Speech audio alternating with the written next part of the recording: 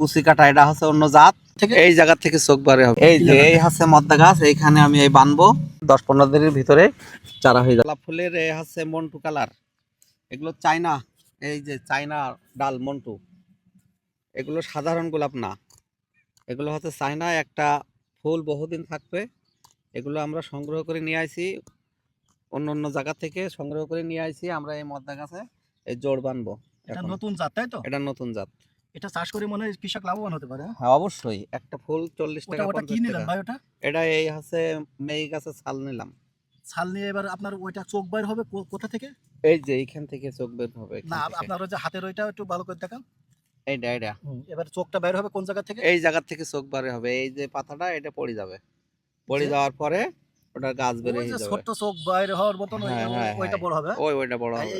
এবার কোথায় জুড়বেন ওটা? এই যে এর ভিতরে দিয়ে দিচ্ছি গাছের ছালের সাথে। এই হ্যাঁ, দিয়ে এবার কি করবেন? এবার এই যে টেপ দিয়ে দিচ্ছি। টেপটা তো টাইট করে বাঁধতেছে না? হ্যাঁ অবশ্যই, টাইট না হলে আবার বাতাস ঢুকলে এটা হবে না, এবং পানি গেলে দেখা যাচ্ছে পচে যেতে পারে। হ্যাঁ হ্যাঁ নষ্ট হয়ে যাবে। সুন্দর করে টাইট করে এই দিয়ে দিলাম। কেটে দিবেন। এই এটা 10-15 দিনের ভিতরে চারা হয়ে যাবে। এগুলো 3.5 টাকা, মানে এক এক পিস 3.5 টাকা। 3.5 টাকা। আর অন্য জায়গায় ওই যে অন্য জাত হলে দাম কম, 2.5 টাকা। এগুলোর এই কুচি কাটা, এই দেখেন, এটা ভালো করে দেখেন, এটা এই কুচি কাটা, এই কুচি কাটা, এটা হচ্ছে অন্য জাত। এটার এই বানতে গেলে, গ্রাফটিং করতে গেলে এটার দাম বেশি। আর অন্য জাত হলে এরাম থাকবে, কাটা নেই, সেগুলোর দাম কম, ফুটে যায়। এই কারণে এগুলো বাঁচতে গেলে একটু লেট হয়। তার কারণে 3 টাকা করে পিস। 3 টাকা 3.5 টাকা পিস। এই আপনি প্রতিদিন কয় পিস মতন বানতে পারেন? ও বেশি পারেনি, কাটা তো ওই জায়গা আছে 300, 350, 400। আগে মূলত কোন জায়গায় বানতেন এটা? আগে ডালে বানতাম এখানে। এখন এই যে মোটা ডাল, এই ডাল তো আর এর সাথে ফিটিং হবে না, বিধায় আমার এই বডিতে বানতে হচ্ছে। তাহলে দেখা যাচ্ছে দূরত্ব আপনার কুড়ি আসবে এবং ওটা গোলাপ গাছে পরিণত হবে, তাই তো? হ্যাঁ হ্যাঁ হ্যাঁ।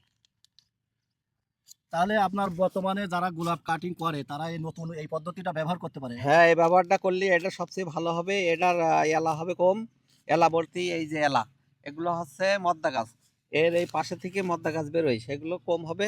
আর মেই গাছটা খুব দ্রুত বড় হবে, আর রোগ বালাই কম হবে।